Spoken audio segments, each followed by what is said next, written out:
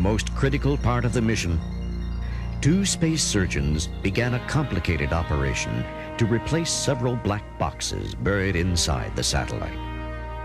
After slicing open the skin, they disconnected hundreds of wires and then reconnected them using the cargo arm as a moving work platform. Got these wires to pick this guy up here. Okay, that's it's a little bit more. So we can see your hand now. See if we can see your thumb. Okay, well that's a good scan of it. Hey, I got the M cut. Just now to get. We can see your hand now? We can see your thumb? Watch again at this pressurized glove as it bends just like a normal thumb would. It's a little bit more. So we can see your hand now. See if we can see your thumb. Okay, well that's a good scan of it.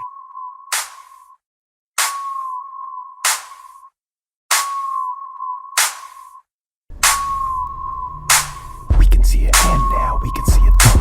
We can see your hand now, we can see your thumb. You think I'm really stupid, but I'm really not that dumb. You call yourself scientist, I call This morning, the International Space Crew attempted a spacewalk outside the station. Here's a live look at the astronauts.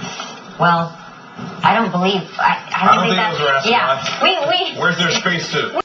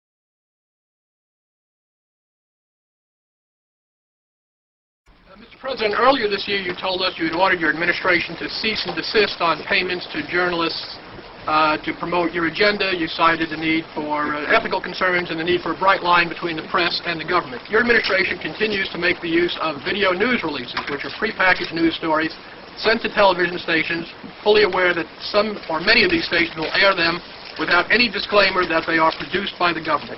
Comptroller General of the United States this week said that raises ethical questions. Does it raise ethical questions about the use of government money to produce stories about the government that wind up being aired with no disclosure that they were produced by the government? There is a Justice Department opinion that says these pieces are within the law so long as they're based upon facts, not advocacy. And I expect our agencies to adhere to that ruling, to that Justice Department opinion. This has been a long-standing practice of the federal government to use these types of videos. Agricultural Department, as I understand, has been using these videos for a long period of time. The Defense Department, other departments have been doing so. It's important that they be based upon the guidelines set out by the Justice Department. Now, I think it'd be helpful if local stations then disclose to their viewers if that's, that this was based upon a factual report and they chose to use it. But evidently in some cases that's not the case. So anyway. To guarantee that's happening by including that language in the prepackaged report. Yeah, I don't, look, oh, you mean a disclosure on George W. Bush and I? Well, some way to make sure it couldn't air without the disclosure that you believe is so vital. Ken, I mean, there's a procedure that we're going to follow, and the local stations ought to, if there's a deep concern about that, ought to tell their viewers what they're watching. Good evening, everyone. We begin tonight, keeping them honest, with a story that is frankly hard to believe. You're going to want to sit down for this one. Nearly 1 month to the day of the horrific shootings in Newtown, Connecticut, in which 26 people were killed, including 20 children. Tonight, we expose a number of people who are claiming that the Sandy Hook shootings were staged. This is now appearing to be probably the worst schoolyard catastrophe in history. Quote, one is left to inquire whether the Sandy Hook shooting ever took place, at least in the way law enforcement authorities and the nation's news media have described. Tracy makes the case, if you want to call it that news organizations and the government may have worked together to dupe you, the public, in order to gain support for control laws. He even is suggesting that the government may have hired trained crisis actors to aid in this ruse. That's right, trained crisis actors. Now, I don't even really know what that means, what he is saying, what the words coming out of his mouth mean. To suggest the reporters on the ground didn't work to find out what happened there on the ground is beyond crazy. Everybody asks questions, but that's what we do. Journalism isn't a perfect science, of course, but to suggest that somehow means shootings didn't happen, that 20 children weren't killed, that families didn't suffer and aren't still suffering is beyond comprehension and obviously deeply offensive to many. As we said, Tracy's not the only one spinning conspiracy theories on YouTube and on outlandish. But he said also in the note, the email that he sent to me, that the news media failed to thoroughly investigate every aspect of what happened in Newtown. So, but clearly it seemed by his statement that we had there, his last statement, that he's at least attempting to back away from some of what he wrote, those really strong remarks that he wrote in that blog. Well, also, to say failure to investigate, I mean, yes, I mean, you don't have access to the crime scene, so in that way you cannot go in and measure things and you know, take blood samples and things. So you are, in some ways, relying on government officials, to law enforcement officials. But, you know, I talked to grieving family members and, you know, who heard from, I mean, it's obviously upsetting to a lot of people who were there and spent a lot of time there and are still there dealing with the aftermath of this coming up to the 1 month anniversary. And again, we continue to extend an invitation to this associate professor.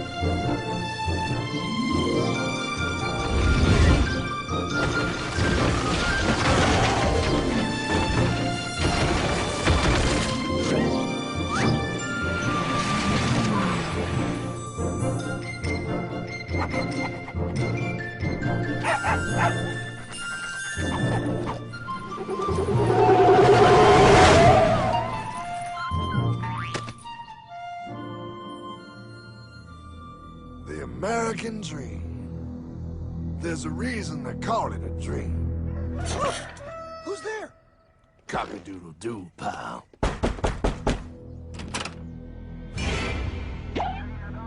No, no, no, no, no! I don't have any more money! My job sucks right now, please! I'll have more money next month! You can't take my house! Is that your signature? Oh, okay, well, just help me work something out, okay? I mean, you said I'm a good credit guy, right? I mean, hey, wait! My dog is in there! No, don't take my dream! Oh, how did this happen?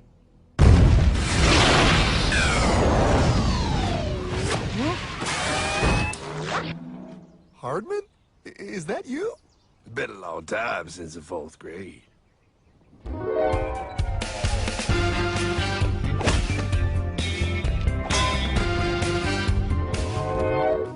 Is that a time machine? There's no need to concern yourself with my stunning accomplishments. Best get in. There's not much time. I gotta go down to the bank and get my life back. They took everything! Oh, bank ain't gonna help you now. Towel in the trunk. Extra set of balls. Put them on. You're gonna need them. You're gonna get my dream back? No, pal. You are. I'm here to show you how.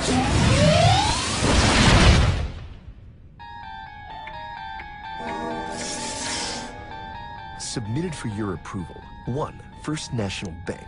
What is a bank, you ask? A curious place where both space, time, and irony exist. And yet, don't. You gonna be doing that the whole time? Pay attention, pile. Exhibit A. Those who have come to deposit and safely store their earned monies. Exhibit B. Those who need to borrow said money for purposes unknown. Hey! That's me! Ergo. Exhibit C. The bank only has so much money in the vault to lend out to people such as you. Hey, that's the guy! He took my house! Really screwing my vibe here, pal. Space-time continuum. He can't hear you. Just let me narrate. Now, where was I? So you see, by the time he got to you, pile, his bank was out of money. But he gave me lots of money and charged me a lot of interest. Yes, that's the only way banks make money. By making debt loans. Debt equals money, pile. Remember that. Debt equals money. The more loans they make, the more money they make. But if they don't have any money, then where did my money come from? You're gonna want to take a step back, pile. Whoa! No way! Yes way. And that's nothing. Hey, buddy. Need some money? They didn't do that! Oh, they did exactly that, pal. Remember, banks make money by making loans, by selling debt, even to bad credit risks. Yo, have some money, dude. Just sign here. Oh my gosh! They called it free money. Yeah, that's exactly what my loan guy told me. Free money. But it ain't free. The worst part was offering money to people who don't even need it. People, pal, like you. You're right.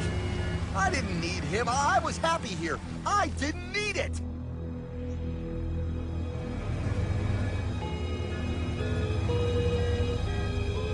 Why's he sad? He's making all that money. Shh. He's thinking. Now wait for it. Now wait for it. Bingo. See, the bank is loaned to everyone in town, but to make more money, they have to loan even more. More? How much money do they need? More. Whoa, what's that? Behold, a black horse riding. Credit card.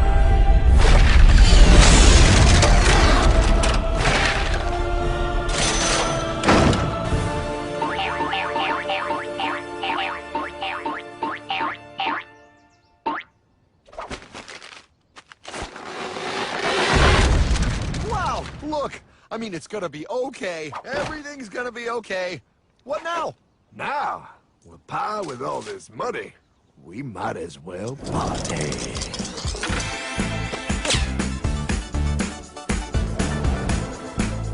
Oh, this is awesome! I needed to get my head clear. When I get back, I'm gonna straighten all this out. I just hope Dream is doing okay. I'm going to get you, my pretty. Yep, he is. I'm sure he is. You put it on his tab. Little something for yourself. Wait. You know, wait a second, Hartman. I just thought of something. If I got this money from the bank, and the bank got it from the Federal Reserve dump trucks... Go on. Then where does the Federal Reserve get their money? Real nice time, ladies. Real nice. Now, excuse me while I borrow these. Say, Hartman, why am I wearing a burglar bikini top? Because no one is allowed inside the Fed. Not you, not me, no American citizen, no duly elected member of our Congress, not the Supreme Court. Not the Supreme Court? Not the Supreme Court, not the Justice Department, not the CIA, DIA, FBI, ATF, ATE, NBC, not even G.O.D. How come the government isn't allowed inside its own building? Government? Pile, the Fed is a private bank owned by private stockholders. Do not let the name Federal fool you. This place is about as federal as Federal Express. A private bank? But private? Shh. Best to keep your voice down, pal. This is Ethan, Federal Reserve. Hey, Eth, Bill here, First National. Hi there, Bill. How are you? Good, good. We're running a little low on money. No problem. How much you need? Oh, how does 20 million sound? What? Excellent. We'll ship it over first thing tomorrow. Wait, he can just call up the Fed and ask for more money and they give him whatever they want? No, pal. The Fed don't give the banks money. The Fed loans the banks money. The banks have to pay it back with interest. Now, come on, time to go. Wait. I still don't understand. Where does the Fed get their money? I mean, if they're a private bank. You said they're a private bank, right? Okay, so who puts money into the Fed bank? This is Mel, United States Mint. Hi, ML. First National needs another 20 millis. We're already running the presses full steam here, Ethan. Gotta keep making loans. Gotta keep the money flowing. All right, you're the Fed. Whatever you guys say. 20 million more by morning. But I don't get it. What's so wrong about the Fed printing money? Because it's unconstitutional, pal. Our Treasury is supposed to create our money, but now the Fed controls the printing of America's money. Nobody gets a friggin' dollar that the Fed didn't print. So, they print the money, then they loan it to the government, then they charge the government interest, then the government taxes you to pay for it. Wake up, pal! God, I don't see what the big deal is. You know, you're right, pal. Wait a minute. Wait, I am? Yeah. I forget how effective they are at keeping you ignorant. Well, that's okay. Hey, I'm not ignorant. Do you even know what money is, pal?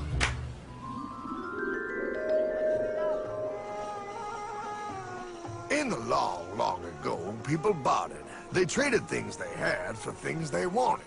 I'll trade you my raspberries for that there pot pie. I don't want your berries. Come on, pal. Sweet berries. They're not sweet. They're old, and I don't like berries. Give me that pot pie! No. As you can see, this bartering situation created some problems. Then, one day, a goldsmith walked up and said... Now, everybody thinks gold is valuable, so why doesn't everybody trade gold for things they need?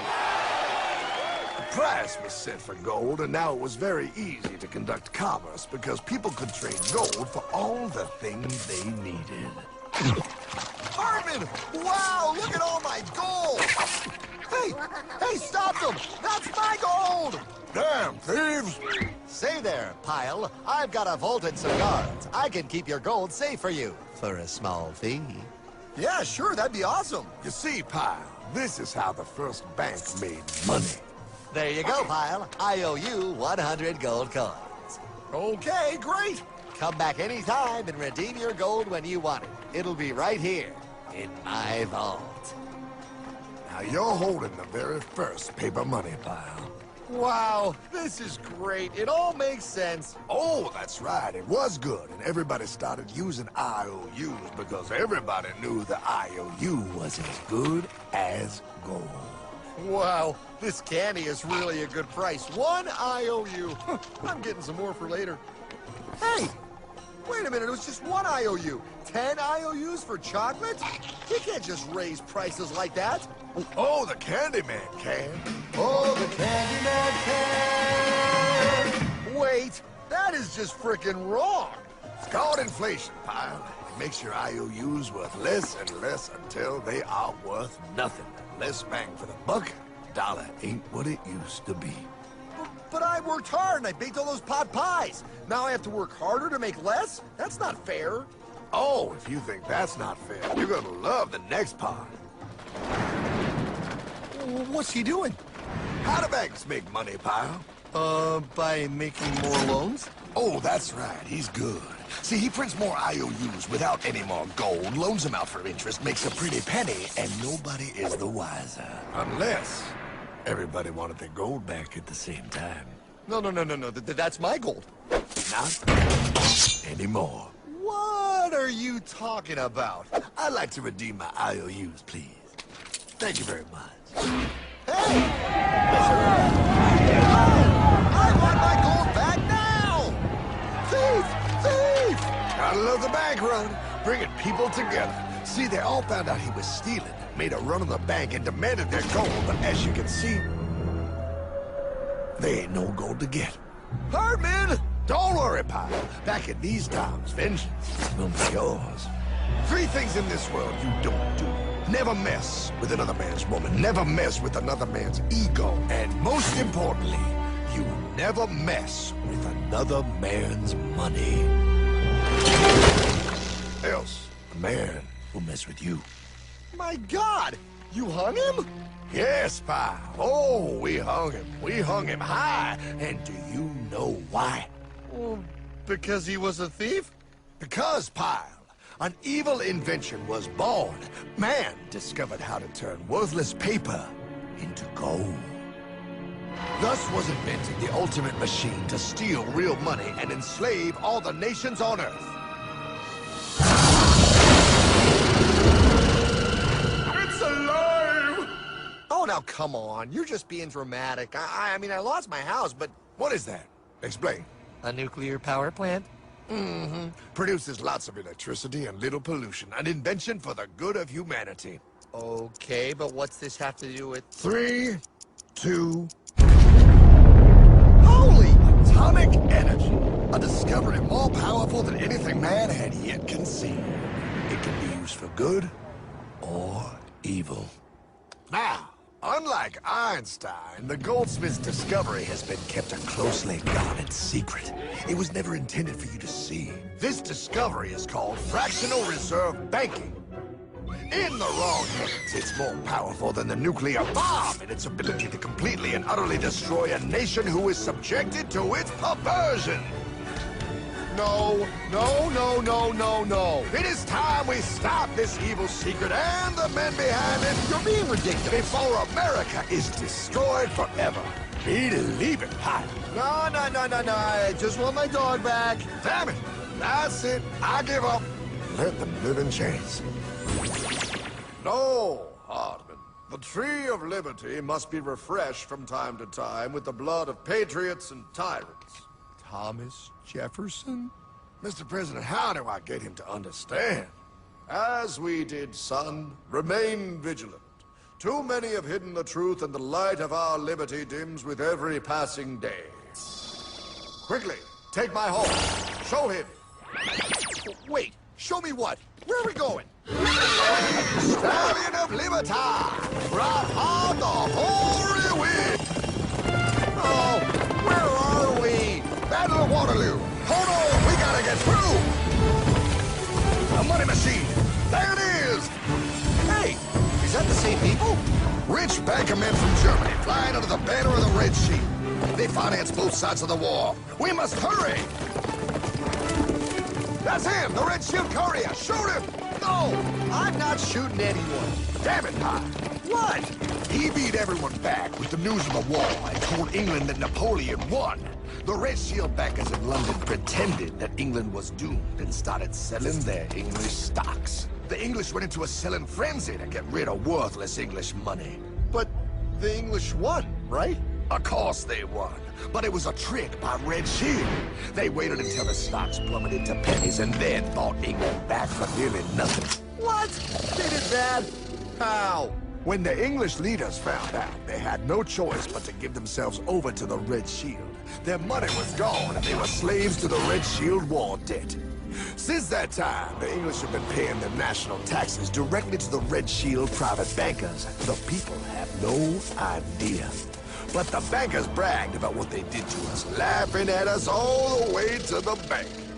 Why, it's the best business I've ever done. If I can control a nation's wealth, I care not who makes its laws. Oh, is this what Jefferson wanted to show me? No, Pyle. Look. They're in America, too? The Red Shield banks are here, Pyle. Seeking a way to conquer our American dream. The dream you have, Pyle. The dream of free men.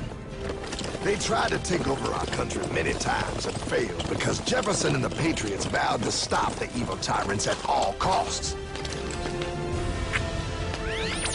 By authority of eternal God, he would not let the bankers win here. To preserve our independence, we must not let our rulers load us with perpetual debt.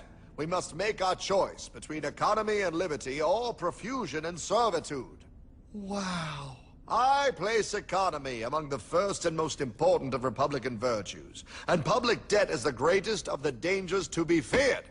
It is incumbent on every generation to pay its own debts as it goes. We must have a central bank to secure this country's finances. If the American people ever allow private banks to control the issue of their money, first by inflation and then by deflation, the banks and corporations that will grow up around them will deprive the people of their property until their children will wake up homeless on the very continent their fathers conquered. Jefferson, you're mad. This country will have a central bank. Who's that? America's first Secretary of Treasury. Alexander Hamilton? Not for long. Aaron Burr, Thomas Jefferson's vice president. They didn't take too kindly to our first Sec Treasury. Sweet shot, Burr. The first attempt at a central bank only lasted 20 years and we shut it down. But the bankers tried again against Old Hickory President Andrew Jackson. You are a den of vipers and thieves. I intend to rout you out, and by the eternal God, I will rout you out. After surviving an assassination attempt, Jackson finally defeated the bank in 1836. When asked what was the greatest accomplishment in his life, Old Hickory replied, I killed the bank. And those were his last words. I killed the bank. And with real money backed with real gold, our country experienced the greatest boom in any nation's history. Oh, it was beautiful, pal. But the bankers, greedy for more power and wealth, were concocting their most ambitious plan yet to once and for all take control of the finances of the United States. In 1910, a secret meeting was held at a J.P. Morgan estate on Jekyll Island off the coast of Georgia. This meeting was so secretive, so concealed from government and public knowledge that the 10 attendees used code names. I am clearly the richest man, so I should be the one to run the super-secret central bank. I own all the oil in America. I'm clearly richer than you will ever be, hula girl. I should run the super-secret central bank. You're nothing compared to me, lube job. I shall run the secret bank.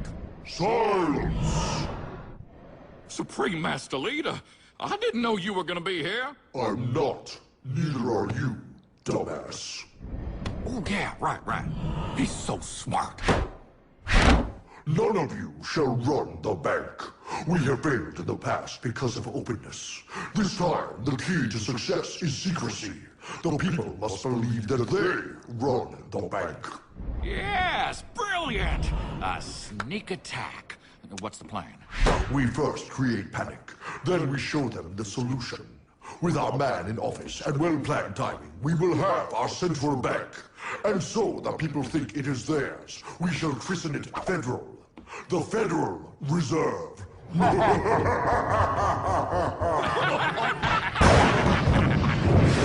They struck on December 23rd, 1913.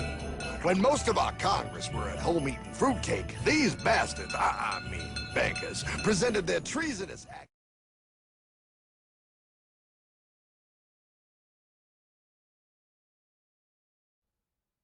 This is the story of your enslavement, how it came to be, and how you can finally be free. Like all animals, human beings want to dominate and exploit the resources around them. At first, we mostly hunted and fished and ate off the land, but then something magical and terrible happened to our minds. We became, alone among the animals, afraid of death and of future loss. And this was the start of a great tragedy and an even greater possibility. You see, when we become afraid of death, of injury and imprisonment, we become controllable and so valuable. in a way that no other resource could ever be. The greatest resource for any human being to control is not natural resources or tools or animals or land, but other human beings. You can frighten an animal because animals are afraid of pain in the moment, but you cannot frighten an animal with a loss of liberty, with torture or imprisonment in the future, because animals have very little sense of tomorrow. You cannot threaten a cow with torture or a sheep with death. You cannot swing a sword at a tree and scream at it to produce more fruit, or hold a burning torch to a field and demand more wheat. You cannot get more eggs by threatening a hen, but you can get a man to give you his eggs by threatening him. This human farming has been the most profitable and destructive occupation throughout history, and it is now reaching its destructive climax. Human society cannot be rationally understood until it is seen for what it is: a series of farms where human farmers own human livestock. Some people get confused because governments provide healthcare and water and education and roads, and thus imagine that there is some benevolence at work. Nothing could be further from the reality. Farmers provide healthcare and irrigation and training to their livestock. Some people get confused because we are allowed certain liberties and thus imagine that our governments protect our freedoms. But farmers plant their crops a certain distance apart to increase their yields, and will allow certain animals larger stalls or fields if it means they will produce more meat and milk. In your country, your tax farm, your farmer grants you certain freedoms, not because he cares about your liberties, but because he wants to increase his profits. Are you beginning to see the nature of the cage you were born into? There have been 4 major phases of human farming. The first phase in ancient Egypt was direct and brutal human compulsion. Human bodies were controlled, but the creative productivity of the human mind remained beyond the reach of the whip and the brand and the shackles. Slaves remained woefully underproductive and required enormous resources to control. The second phase was the Roman model, wherein slaves were granted some capacity for freedom, ingenuity, and creativity, which raised their productivity.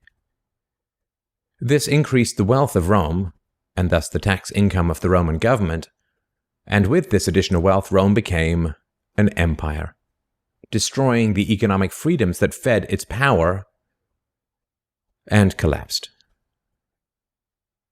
I'm sure that this does not seem entirely unfamiliar.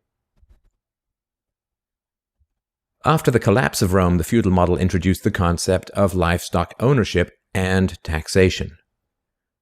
Instead of being directly owned, peasants farmed land that they could retain as long as they paid off the local warlords. This model eventually broke down due to the continual subdivision of productive land and was destroyed during the enclosure movement when land was consolidated and hundreds of thousands of peasants were kicked off their ancestral lands because new farming techniques made larger farms more productive with fewer people. The increased productivity of the later Middle Ages created the excess food required for the expansion of towns and cities, which in turn gave rise to the modern democratic model of human ownership. As displaced peasants flooded into the cities, a huge stock of cheap human capital became available to the rising industrialists. And the ruling class of human farmers quickly realized that they could make more money by letting their livestock choose their own occupations. Under the democratic model, direct slave ownership has been replaced by the mafia model. The mafia rarely owns businesses directly, but rather sends thugs around once a month to steal from the business owners.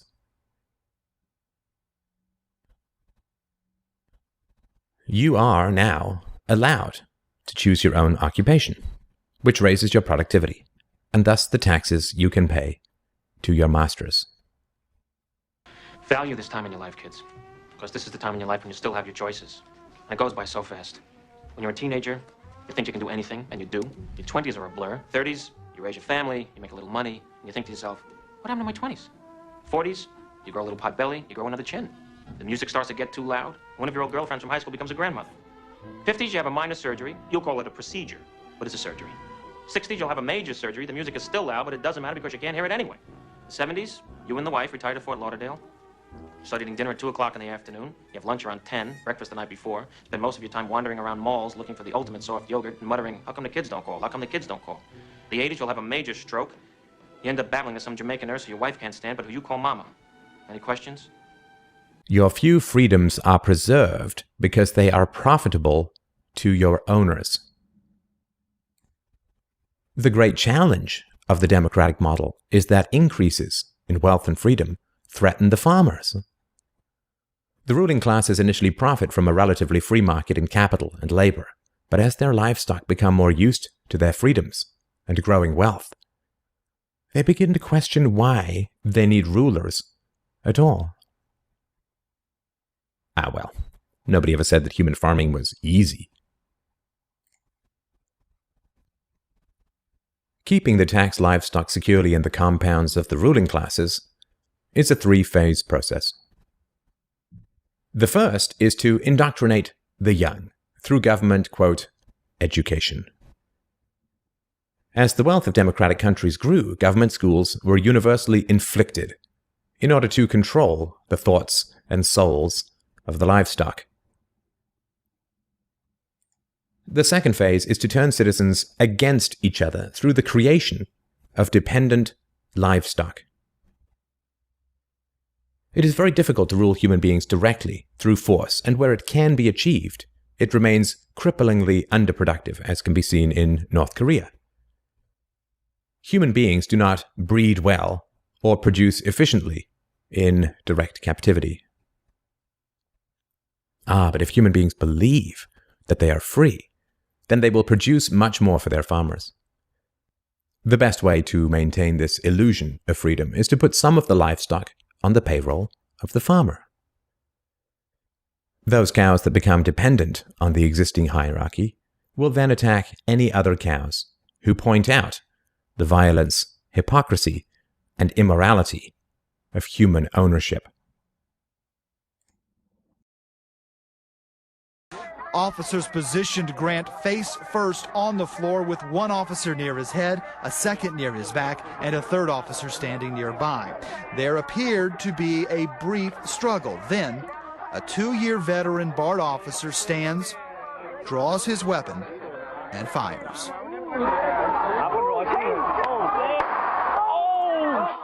Freedom is slavery, and slavery is freedom. If you can get the cows to attack each other whenever anybody brings up the reality of their situation, then you don't have to spend nearly as much controlling them directly.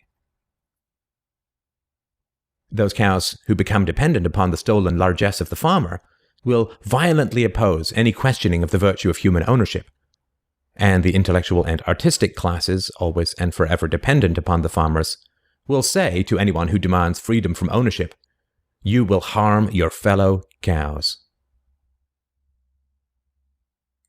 The livestock are thus kept enclosed by shifting the moral responsibility for the destructiveness of the violent system to those who demand real freedom. The third phase is to invent continual external threats so that the frightened livestock cling to the protection of the farmers. This system of human farming is now nearing its end. The terrible tragedies of modern Western economic systems has occurred not in spite of, but because of past economic freedoms. The massive increases in Western wealth throughout the 19th century resulted from economic freedoms.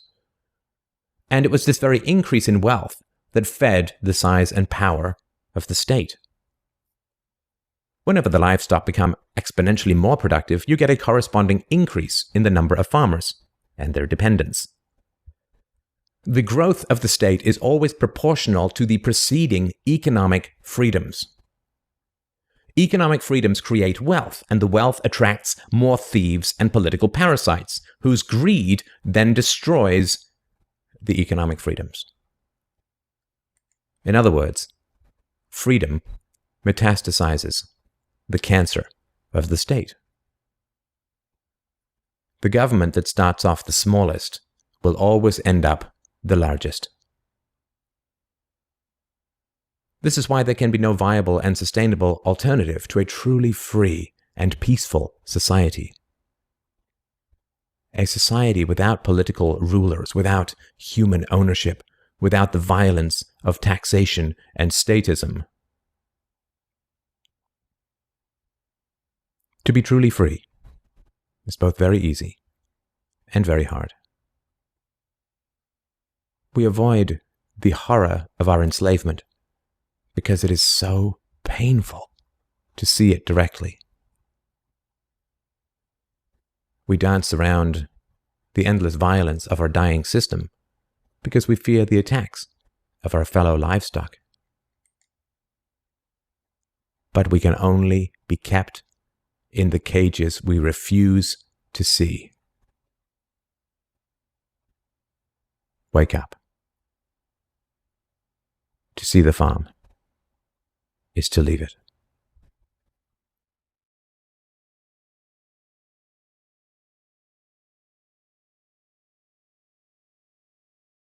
We are, as a people, inherently and historically opposed to secret societies, to secret oaths, and to secret proceedings.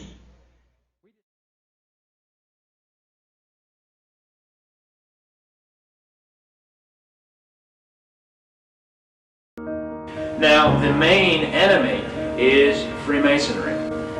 Freemasonry claims it tries to make good men better men, and it accepts only men of high moral character, and it's an educational religious society. They seek to improve the community.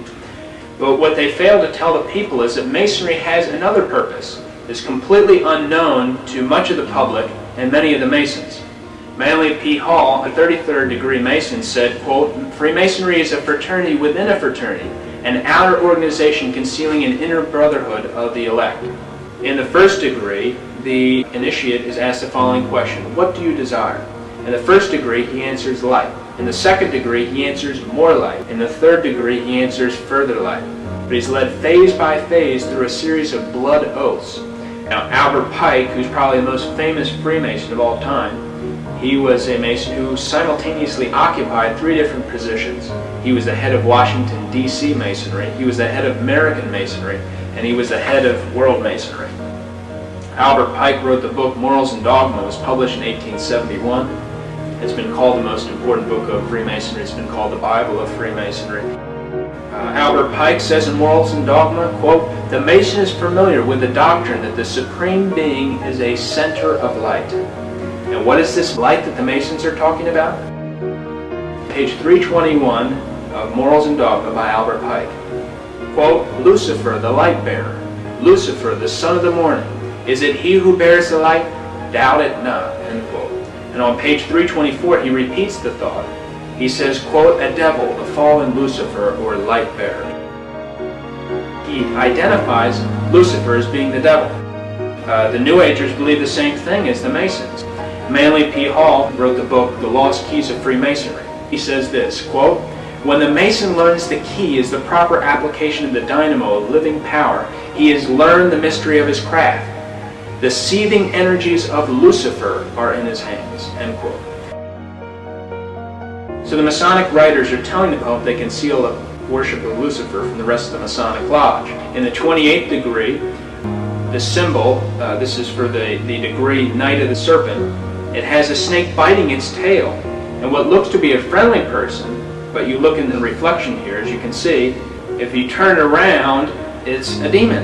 And that's important because Albert Pike says, quote, "That which is above is as that which is below," end quote. The House of the Temple in Washington, D.C., which is where Freemasons receive their 33rd degree. You have to be chosen to be a 33rd degree Mason.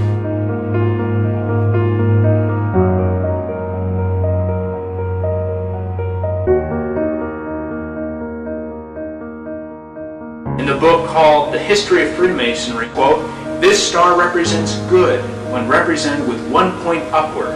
And the page reads on, quote, "But when turned with 1 point down, it represents evil," end quote. The pentagram is one of the biggest symbols in Satanism.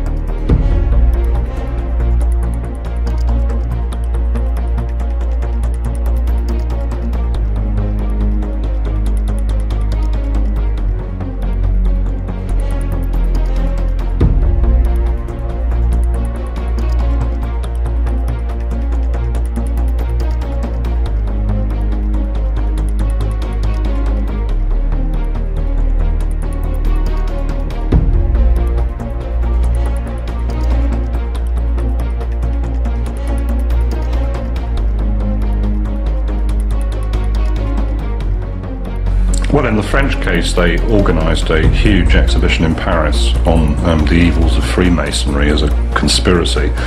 And likewise in Britain, they would have barged into big Masonic lodges and confiscated all the paraphernalia. They might well have made a big exhibition of all this stuff in the Guildhall with all sorts of photographs and information and line charts showing this great Masonic network allegedly running Britain and pointing out how many cabinet ministers or whatever were Masons.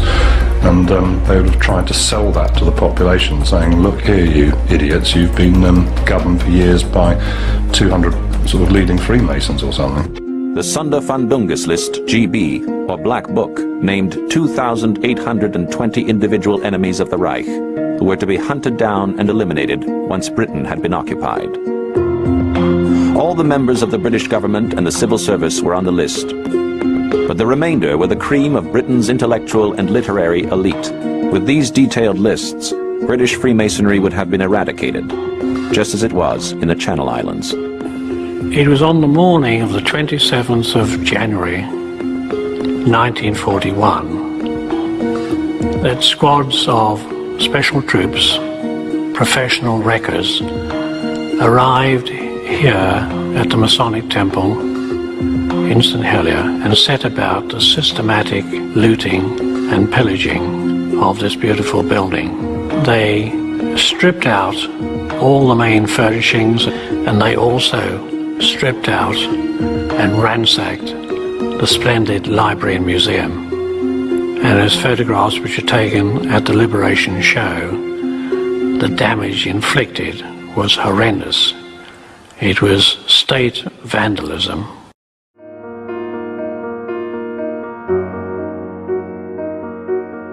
The Masons also use a Masonic timetable system. They don't use AD, they use AL. AL is their standard of the calendar system. It means Anno Lucis, and that means in the year of light. It could also be interpreted to mean in the year of Lucifer. And you can also find AL on the cornerstone, at the engraved date of any cornerstone laid by the Masons. The Masons definitely believe in symbology and numerology, and they have a fascination with the number 33.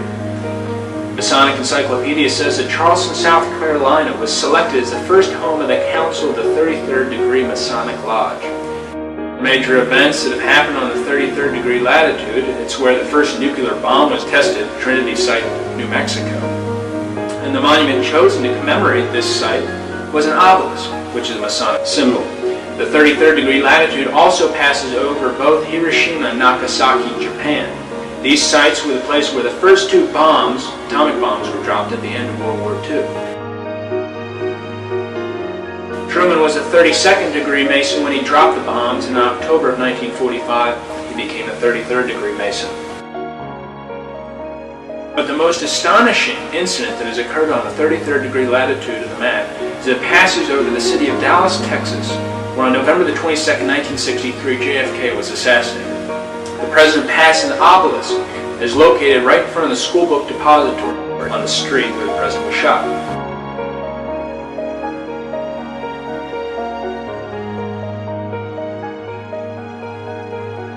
But what we know as Freemasonry came most recently from the Order of the Knights Templar movement in the 1300s.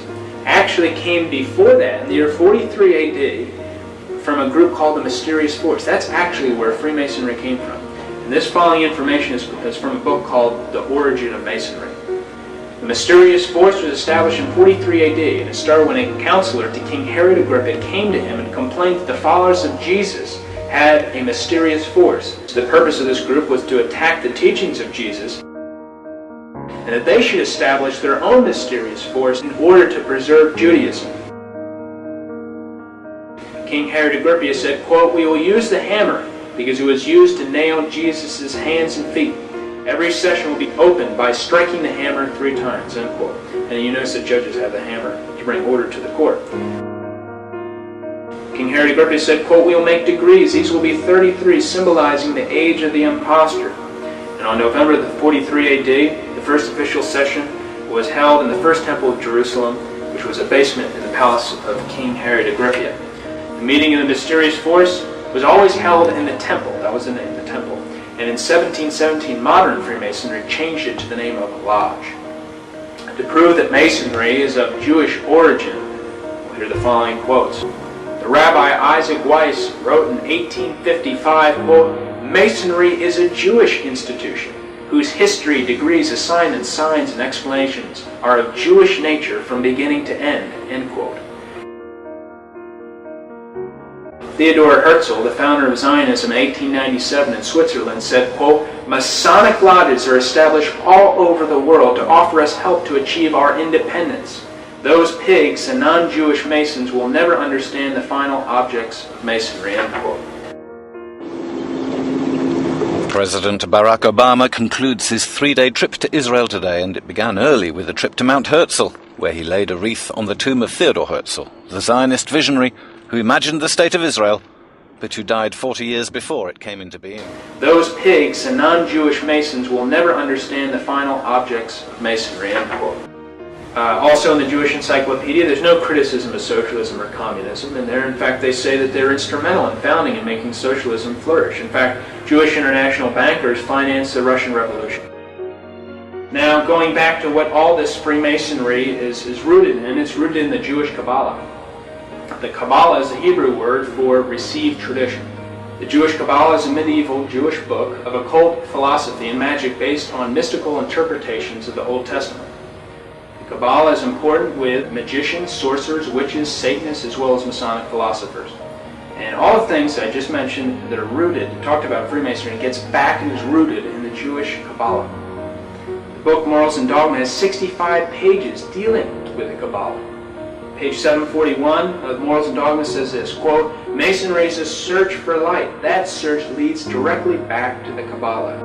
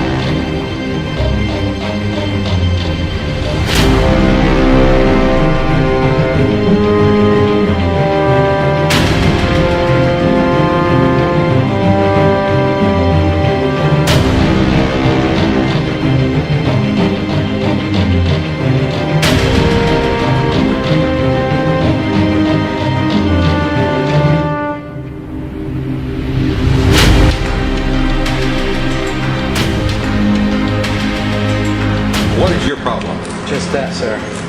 Okay. I'm a Christian, sir. I'm pure and virtuous and wholesome and innocent. How can you say anything about me? Sir, you need to be born again. I am born again. Now, did you just say that you are Lucifer? I am Lucifer. Okay, define Lucifer for me. Pure, virtuous, wholesome, innocent individual that's out to help people. Lucifer is? Yeah. Say that again. Lucifer is a pure, holy... Virtuous. Virtuous. Now, is he the Lucifer that God created? That's the same one. Oh, man, this is great. Oh, Amen. God bless you, Amen. brother. Because that's exactly what the Shriners and Masons teach us. This is what a Mason confesses, is that Lucifer is light.